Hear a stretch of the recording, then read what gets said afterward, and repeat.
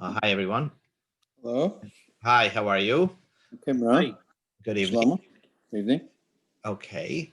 We are Daf Nun Tes, and we're going to start from Daf Nun Ches Amud Sheni. Let's make it big. And we will begin from 2 lines from the bottom. Tanu Rabbanan. All right. It's nice, easy Daf. And a lot of this Kachim is very crystal clear. There's no doubt. It's all Minatorah, very few Drabbanans. It makes it easier to learn and follow. So we learned an idea yesterday that the final carbon of the day is the Talmud of the afternoon. That means after they brought that carbon in the afternoon, you cannot bring your own private carbonos. The only thing that was done after the Talmud Shel Bein Rabbayim, as we learned yesterday, is the carbon Pesach. So now, the Brisa teaches us that there were other avodas services done in the Beis HaMikdash after the carbon Talmud on a regular afternoon. So let's see the Brisa. Tanu Rabban, the rabbis taught. Talmud, the afternoon carbon Talmud, Koidim precedes the Pesach, to bring in the carbon Pesach. You bring the carbon Talmud first, and then you bring the carbon Pesach. Pesach, Koidim the Ketoris. Pesach has to precede the Ketoris. You know, every night they brought incense on the Mizbeach HaPnimi. So that had to be done. The Carbon Pesach was done before the Ketoris. And Ketoris, the incense, was Kodemes Leneros, lighting preceded the lighting of the Neros, the lighting of the menorah. So the menorah was the last thing to be done. Prior to that was the Ketoris. And prior to that, if it was Erev Pesach, people brought the Carbon Pesach after the Talmud Shel Bein Rabbayim. And so now we go to Nun Testament Aleph, and it seems to be clear in the pasuk. Why would the Talmud Shel Bein Rabbayim, and this should be a question, why should the Talmud Shel Bein Rabbayim precede the Carbon Pesach? Why should it precede it? Every other carbon is brought before the Talmud Shel Bein Rabbayim. The answer is, Ye'uchar hadavar, we delay the carbon Pesach, Shenema boy, because there the Torah stresses a double time the word, you should bring it in the afternoon, nighttime. The Torah wrote Bo'erev. It says, Tizbach as a Pesach Bo'erev, as Rashi brings. It says the Torah, you should check the carbon Pesach towards the evening. And it says also, Ubein Harabayim. The Torah says, V'shachatu, in this week's Parsha, it says v'shachatu oisai bein rabbayim. So it says a double language to do it after in the afternoon or towards evening. So that should be more delayed. L'davar shaloi nema boy be'erev eilor bein rabbayim. That should come after something that only says one time the word bein rabbayim. In the Talmud Shel and the afternoon, the carbon Talmud, it says as a keves hasheni tasa bein rabbayim. It says only one time the word Bein Harabayim. So it's 2 versus 1. So we put the Talmud first, and then we put the carbon Pesach, which says twice. And that's what it says. So here, the carbon Talmud, you see the picture here. The carbon Talmud, it says one time Bein Harabayim. By carbon Pesach, it says Bo'erev and Bein Harabayim. Twice, a double language, 2 terms. So therefore, the Talmud preceded the carbon Pesach. Back into the Gemara. Now, if this is true, then Ketoris v'Neris namu nikbu LaPesach. The Ketoris and Neris should precede the carbon Pesach because the carbon Pesach, it says a double language, and by the Ketoris and the Neris it says one time Bein Rabbayim. So why don't we say the same thing? Says the Gemara. Asks the Gemara. You should delay the carbon Pesach where it says the word be'erev and Bein Rabbayim. L'davar shaloi nema boy ela bein rabbayim bilvad. It should come later. Then there's something where it only says bein rabbayim at one time. Now, where does it say bein rabbayim by the Ketoris and the menorah? It says, look at the Rashi. Uvahalis saharin neris bein rabbayim yakterenu. When you light the menorah and also do the Ketoris, it should be bein rabbayim. So it's going on both. So why do we say that the carbon Pesach preceded the menorah and the Ketoris? And for the Gemara, Shani Hosen, there's a difference. There's an exclusion over there. It says oisoi. That's oisoi was written by the menorah, which implies that the menorah should be the last thing done, the last service done in the Beis Hamikdash. Where does it say the oisoi? The Tanya we learned in the Brisa. Me'erev ad boiker. It says you should light the menorah and it should last from the evening till the morning. So the first halacha that you learn from that is tein lami d'asar shetei derlekas me'erev ad boiker. You have to put enough oil in the lamp of the menorah that it should last when you light it at night. It should last through the entire night till the morning. Davar acha. It comes to teach you something else. There's no other service that is after the menorah from night till the morning. Only the menorah is the very last thing done in the Beis Hamikdash. My time, what's the reason? Amakra, the pasuk says, Yarach osoi aharon obonov be'erev ad boiker. The Torah says, only this Aaron should prepare from night till evening. There's nothing else after this. After doing the menorah, that's it. Only the menorah is the final act before you close out the Beis Hamikdash. And nothing else goes from night till evening. So you can't push the Korban Pesach after the menorah. The menorah has to be the last thing because of this word, oisoi. It says the word oisoi. This is it. And the iskish ketoris leneris. And ketorah is compared to neris. So just like the menorah, nothing's permitted afterwards. So also the ketoris, nothing is permitted afterwards. That's why the order is like this. What's the order? According to this brisa, Pesach comes first, Ketores comes second, Neiros comes third. And that's because we have this oisoi in the pasuk. Okay, that's brisa number 1. Now we bring another brisa. The brisa number 2 says a little different, and he says that the last thing is Korban Pesach. The Tanya Kikushim. We have a brisa that actually holds like what we thought in our question, that Pesach should be the last thing. There's another brisa that says, Talmud koydem the Ketoris, Talmud precedes the Ketoris, Ketoris kedamas leneros, the Ketoris precedes the Neros, the Neros kedamas lePesach, the Neros, the menorah, comes before the Pesach. In other words, the Pesach is the last thing. Why? Pesach should be last because it says be'erev and bein arbayim, and that should be the last thing delayed. And therefore, these things, Talmud, Ketores, Neros, they only say the one time the word bein arbayim. That's why Korban Pesach should come last. So now comes the question that you're probably thinking. Oh, why should, but v'haksiv oisoi? But doesn't it say by menorah osoi? Oisoi means that it should be the last thing. Yarach oisoi, only this should be done me'erev ad boiker, from night till morning, nothing else. So doesn't that imply that the menorah is the last thing? So no, that teaches you something else. Hi oisoi meboile lamuti avoide shebefnim.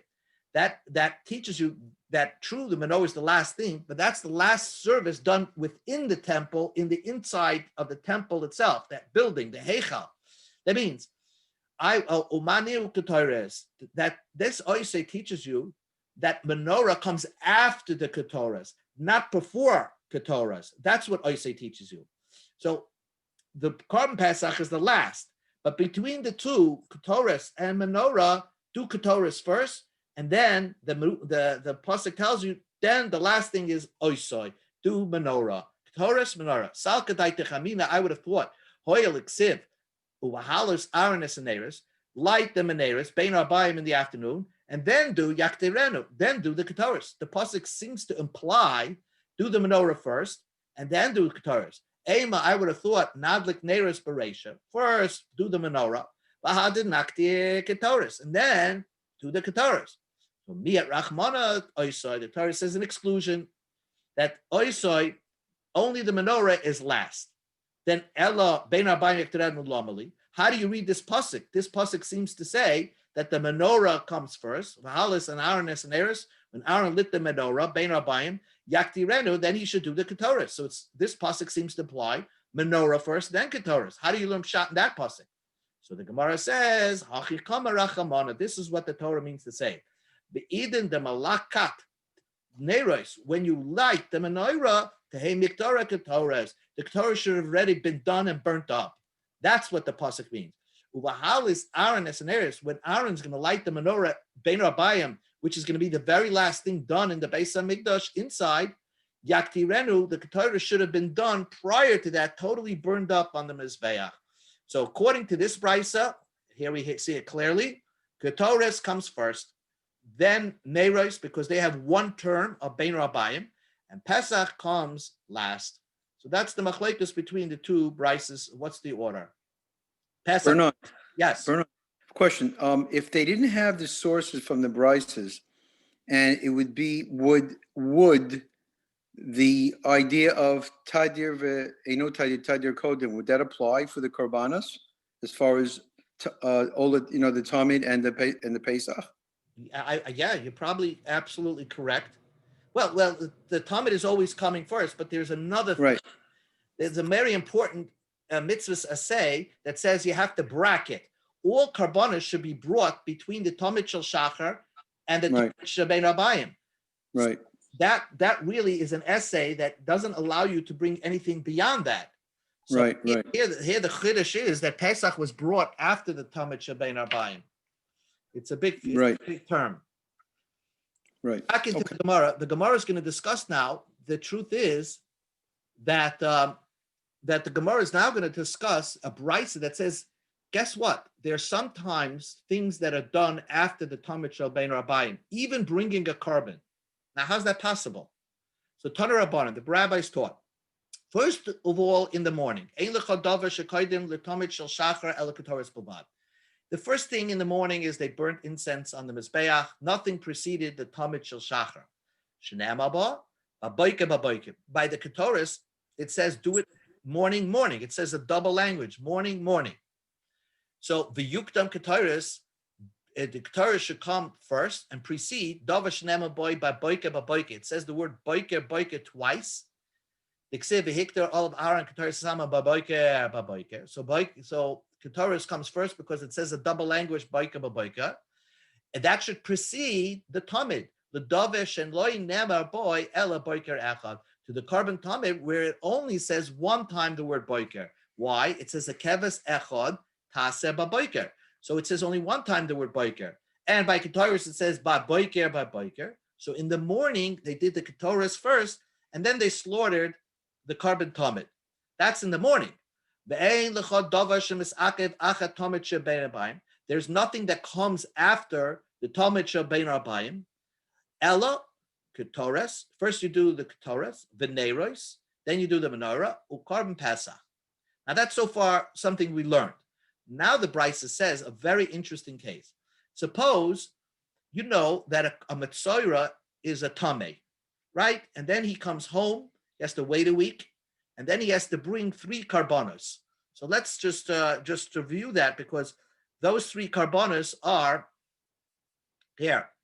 A carbon that the Mitzorah had. This is the Torah reading from Mitzorah. And when he comes back home, he has to bring a keves, a sheep for an asham, and then he makes another keves, another sheep for a chatas, and something else for a seer of chatas, and another one for an oila. So one keves for an asham, and then he brings a kafsa, a female sheep for a chatas, and then he shechts a carbon oila keves. So he brings 3 animals. The problem is, let's say this guy who was a Metzorah, he woke up late that morning. Erev Pesach, he woke up late. He's supposed to eat the carbon Pesach at night, and he did not bring his karbonos. Now, if he didn't bring his karbonos, he cannot eat from the carbon Pesach because he's known as a mechusar kapurim. He didn't bring his carbon to bring a kapara. So he's also to eat kachem, and if he would eat kachem, he gets a punishment of karas. So there we make an exception that he would be permitted to bring his karbonos after the carbon Talmud Shel Bein Rabayim, in case he got delayed and couldn't bring it before, so that he will be able to eat the carbon Pesach at night. That's what we're saying over here. Let's say a Metzoira that did not bring his karbonis, so he's missing a total kapara, the Erev Pesach and Erev Pesach. That means he would bring his karbonis, and then Shetayvel Shenis, he goes to the mikveh. Once he brings those karbonis, he goes to the mikveh a second time, even though he toiveled before. And so then he's totally ritually pure.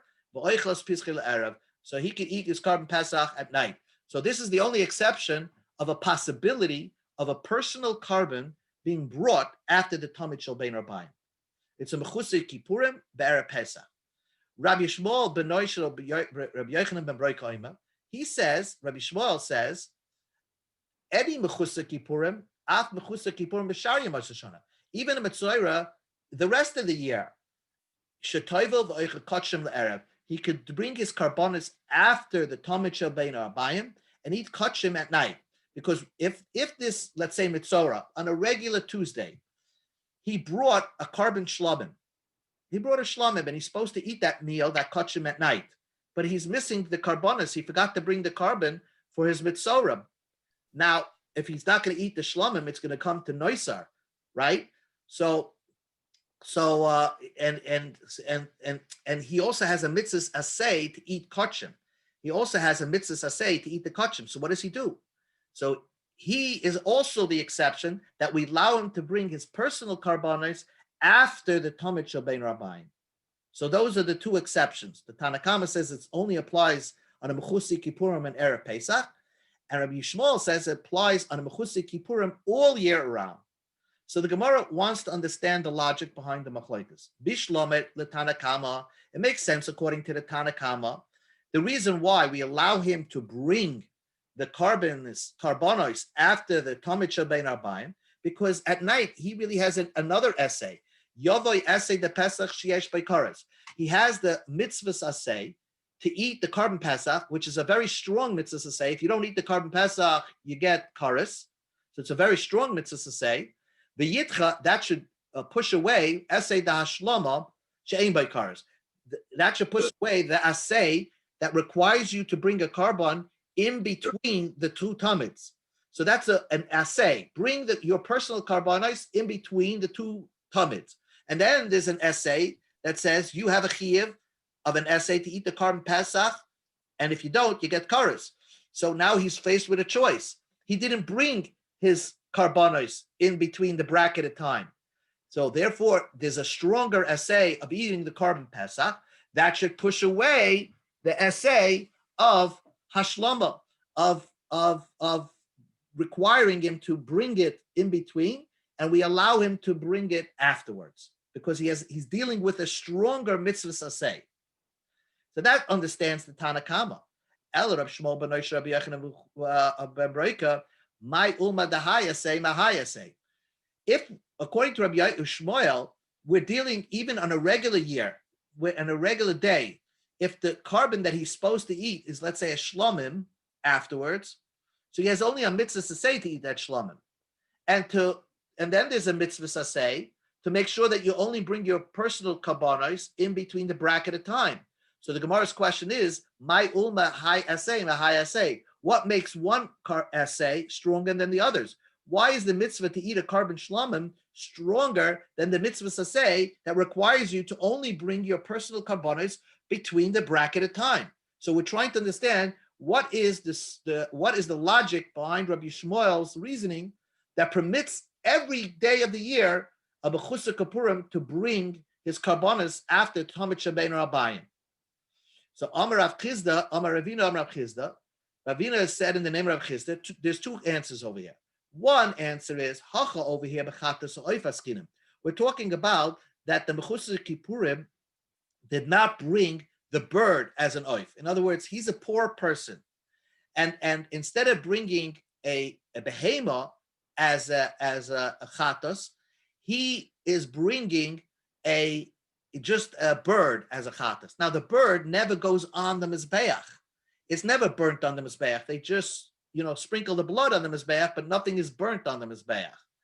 Oh, if that's the case, then you don't have any mitzvah. You're not doing anything wrong because you're not putting something on the mizbeach after the Talmud Shel Bein Rabbayim. So that's what that's what we're talking about over here. That the only thing the guy is missing is the chatas oif she'ein lemizbeach eladama. The mizbeach only gets a little sprinkle of blood, but nothing's actually burnt on the mizbeach. So you're not doing anything wrong. So therefore, every day of the year, if the mechusar kippurim did not bring his chatas oif, we allow him to bring the chatas oif after the Talmud Shabbein Arbayim, because he's not going to be doing an avera of burning something on the mizbeach. Rapapa said, it could even be talking about a guy who is bringing a chatas of an animal. Now, if you bring an animal, you're actually burning something on the mizbeach. So Rapapa says the idea would be, Mala, you bring it to the top of the ramp of the mizbeach, and you let it stay there overnight by the mizbeach, and the next morning, after the Talmud Shachar, you bring it onto the mizbeach. So actually, you're not going to be over the essay of Ashlama. What does the essay of Ashlama say? Tell you that after the Talmud Shabbein Arbayim, nothing should be burnt on the mizbeach. So here's the idea: you bring the chatas behema to the top of the ramp, and you leave the stuff that's supposed to be burnt on the mizbeach at top of the ramp, and the next day you bring it onto the mizbeach. Says the Gemara, v'ha'ika asham. But doesn't the guy have to bring an asham? So the Gemara says, Bishlam Rapapa, according to Rapapa's idea, that you could just bring it to the top of the Mizbeach and then put it on the Mizbeach the next day, Haine de Melimbo. Then you do the same idea. You put it on the top of the Mizbeach and you leave it there overnight. Ella Rav Chizda, but Rav Chizda's idea, Rav Chizda only said that it's talking about that he only had to bring a bird. But we know in order for a Mitzvah to become pure, he has to bring a carbon asham, he has to bring an animal. How is he going to solve that problem? Amrei. So he's going to solve it by saying Shekarav Hashamai. That Reb Shmuel is talking about a case where the guy brought the asham. He brought already the asham. So only thing he has left is to bring the chatas. And the chatas oath never goes on the mizbeach. That was to solve the problem according to Rav Chizda. So the Gemara asks, even so, don't you have to bring the oila and the chitema? Now, we know you have to bring an asham, chatas, and oila. Now, the chitema, oila, loima, akva, that you don't have to bring the oila in order for a Mitzorah to be able to eat kachem. He doesn't have to bring the oila. It's voluntary. That's not true. Well, Tanya, we learned in the Brisa,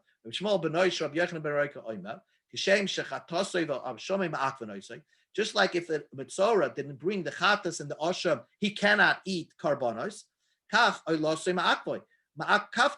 It also, the oil also stops him from eating karbanos. So then how is it possible? He's going to have to put something on the mizbeach and be over. So why do we allow him to do that? Do you want to say that it's talking about he brought already his oila? Wait a second. That means he brought the asham and he brought the oila, and all he had to do was the chatas oath. Can you bring the oil before you bring the chatas? For Tanya, we learned in a brisa, when a person has a choice and he has forced to bring a chatas and an oila, he should always bring the chatas first and then bring the oila. Tanya, we learned in a brisa, why does it say that? That it should come before the oila. That the second one should be brought by an oila. This is by another Shavuos Bitui, where the Torah says you have to bring a chatas and an oila. So why does it say Rishoina and Sheni? This is a teaching, a primary teaching to any time when you have a chatas and you're required to bring a chatas and an oila. What comes first? That the chatos comes before all the oilers. The kaimalam, and we know that the chatos oif koidemes the oilers behema. That the chatos oif precedes the oilers behema. So what we're holding right now is like this: a kasha on the way Rav Chizda tried to understand Rabbi Shmuel ben Oisha, Rabbi Yochanan ben Reika.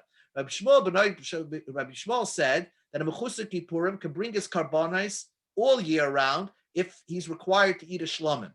And Rav Chizda said it's only talking about where he did not bring the chatas oath, because if you didn't bring the chatas oath, you're not doing, all you got to do is just sprinkle the blood on the side of the mizbeach, you don't have to burn anything on the Mizbeach, so you're not doing anything wrong. But the truth is that even if you do bring the Chatas Oif, you're going to still have to bring, a Mitzorah is still going to have to bring an Oilus Behema afterwards in order for him to eat Kachim. You have to bring an Osham, a Chatas, and an Oila. And so how are you going to bring that Oilus Behema onto the Mizbeach? On a regular day, that essay of bringing it after the Talmud Shabbein Abayim should not be more stronger than the essay of eating your Kachim Shlomim. Amarava, so there's a problem. Amarava, Rava answers that. Sha'anu Oilus Mitzari, the Oilus Mitzari is different. The Rachmana Amma, the Torah says, the Hela Akoyin Es Ha'oila. Shehela Kvar. The Torah says that even that in invention that the Torah gave you an exception by Mitzorah. Normally the Chatos comes before the Oila, but by the Mitzorah, the Torah wrote this word, the Hela Hakoyin Es Oila. If you brought the oil already, then you could bring the chatas. So the Torah gave you like a leeway in certain instances to bring the oil first and then the chatas. Then you could still get a kapara. So that's where we're holding right now. Let's see if we can summarize here. The question is, we had the Tanakama that says Mechusik Kippurim brings karbonis after the Talmud Shabbein Abaya. So he'll be able to eat the carbon Pesach, because the Tanakama says Yovei Essay de Pesach, which has a chorus, and push away the essay of Hashlama, because essay of eating carbon Pesach is much stronger than the essay of Hashlama, that the carbon Tom is the last carbon. But Rabbi Shmuel says, the son of Rabbi Yachim Recha, he says Mechusi Kippurim brings karbonis after the Talmud, even on a regular day, not Pesach. And then the Gemara gave two possibilities. The Gemara gave two answers on how that is working. Back into the Gemara. Amalei Rav Shemin bar Abel Rav Papa. Remember, Rav Papa's idea was that, according to Rabbi Shmuel, you would just bring the animal to the top of the Mizbeach and don't put it onto the Mizbeach. So Rav Shemin bar Abba asked Rav Papa, Lididach, according to you, the Amrit, Mala umelina b'roisha shel Mizbeach, you put it on top of the Mizbeach, Va'avidin milsad lekahanim da'asi l'dei takala. You're causing the kahanim to do an accident, because let's say a kohen who's not aware, he's going to see, he's going to walk to the top of the ramp and see some things on the ramp, some fats and trails that are supposed to be put onto the mizbeach, and he's going to throw it on the mizbeach by himself, and he's going to make a mistake. The Savri, he's going to think, the Yarmihu, he's going to think that these entrails were from a carbon that was brought earlier in the day, and they forgot to put it onto the fire.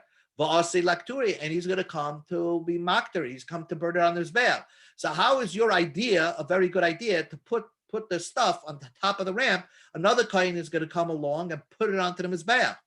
Amalei, so Papa answered, Kahanim's reason him. Kahanim are conscientious. They warn each other, and there'll probably be a sign there. Don't put this onto the mizbeach, because this entrails, these were brought from a carbon that was brought after the Talmud Shabbein Abayim. No question. Amalei Rav Ashi Rav Kahana. Rav Ashi asked Rav Kahana. Amalei Rav Huna Breid Rav Nasan Rav Papa.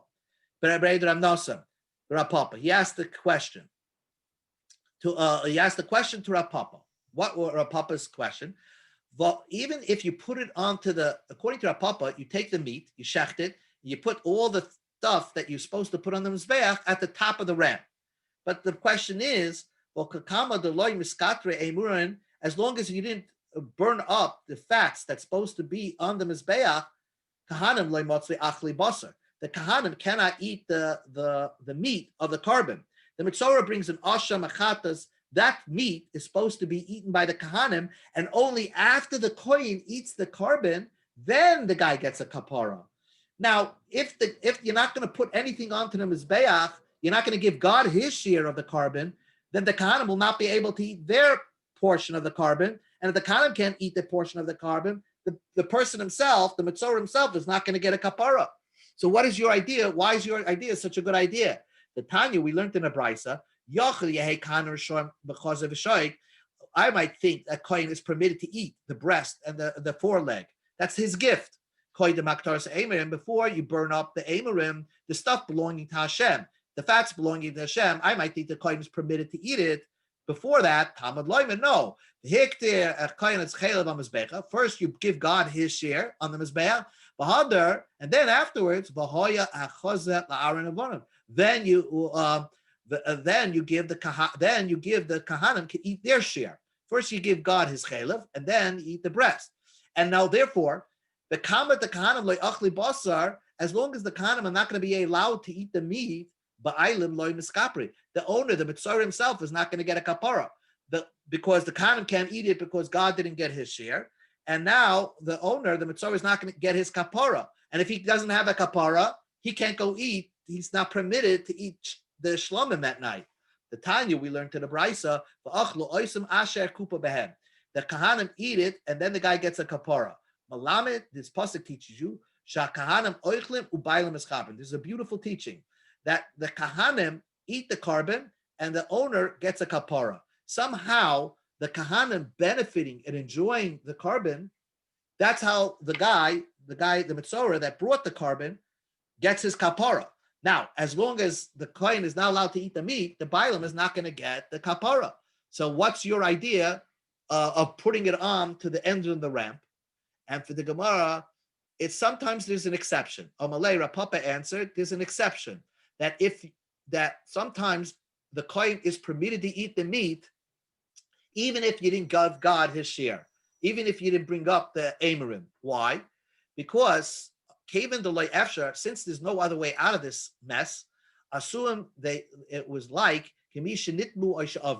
what happens if the Amorim, the stuff that belongs on the Mizbeach, became Tameh, or the stuff that you would put on the Mizbeach for Hashem got lost, then the Kahanim don't eat?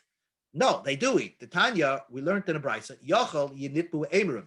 The Amorim, the stuff that the fats that belong to Hashem became Tameh, Oisha Avdu, or they got lost, and they didn't bring it onto the Mizbeach. Lo Yehei Kahanim Zakoyim B'Chazor Shaik. I might think the Kohen is not allowed to eat his share, the breast and the foreleg. The Chazar always belonged to Aaron Avarov, Bikol Mokeb in any event. So, therefore, this is the same idea. The fact is, it's impossible to burn the Amorim on the Mizbeach. Why? Because this carbon was shechted after the Talmud Shabbein Rabbayim. Don't put it on the Mizbeach. You're going to ask, if so, the Kahanim are not allowed to eat their share? The answer is, in this case, the Kahanim would be allowed to eat their share, because this is like a catch-22. Because you're not allowed to put the Amorim on the Mizbeach, it's almost like as if the Amorim are not here. They became Tameh or lost, and the Kahanim are then permitted to eat their share. And by eating their share, the Mitzorah gets his kapara. Once the Mitzorah gets his kapara, that night he can eat the shlamim. So that's the whole kit and caboodle over here. That is the whole story over here. One more piece, and then we'll get to the Mishnah. Very simple. Rav Kahana asked a contradiction in Psukim. One pasuk says, "Ksiv lo yolin chaylev chagi ad boiker." You're not allowed to overnight the fats that are supposed to be brought on the Mizbeach. God's share, don't make sure that it doesn't overnight off the Mizbeach until the morning. So ad boiker hu de lo yolin. Until morning, you have to make sure it's not off the Mizbeach. Kol halayla kula yolin. But you can keep it on the Mizbeach all night. In other words, you don't have to burn it right away in the beginning of the night. If someone brought a carbon, the Torah says you have all night to put it on the Mizbeach. That's you can put it on at 6 o'clock at night. You can put it on at 12 o'clock at night or 4 in the morning. But just make sure by morning time, by Elois Shacha, you already burned it on the Mizbeach. That's one pasuk. Then it says, "V'hikter aleh chel v'yashlomim, oleh hashlim kol hakabonos kulam." Another pasuk says you got to make sure that the fats of the karbonos that were brought during the day were burnt, so to speak, before the Talmud Shabbein Arbayim. So how do you resolve that contradiction? One pasuk says I could burn the fats even after the carbon Shabbein Arbayim, even at night. And one pasuk says that it has to be bracketed in between the Talmud Shachar and the Talmud Shabbein Arbayim. So that was a question that Rav Kahana asked the stira to himself. He asked the question, and he gave an answer. When it was left over. In other words, there's a big difference. If you brought a carbon during the daytime, then in case you didn't bring the fats onto the Mizbeach during the daytime, you have all night, any hour of the night to bring it on the Mizbeach. You have all night. And that's, by the way, why they were Masakin Tfilas Marav. Marav is something all night. It corresponds to the Haktoris Amirim, the burning up the fats that's permitted to be done all night long. So that's if you brought the carbon during the day. When does the Torah say that you should not bring a fats after the Talmud Shabein Rabbayim? Is talking about if you shechted a carbon after the Talmud Shabein Rabbayim, then you're not allowed to burn their fats on the Mizbeach. That's the case of this Mechusa Kippurim. He just missed it. He came to the Beis HaMikdash after they bought the Talmud Shabein Rabbayim, and for some reason he needs to bring his carbonos. He could bring his carbonos, but he can't be makta the chelavim, the fats, until the next day, which is the way Rav Papa said. You bring the stuff up to the top of the ramp, and you wait till the next day to put it on the Mizbeach. Rabbi Le Rav Safra Rav. Rav Safra asked the question to Rav. It says, Lo Yolen Zevach Chag HaPasach LaBoika.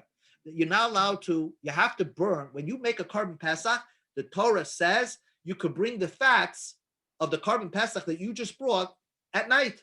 During the Seder night, they could, in the Beis HaMikdash, they could burn the fats of your carbon.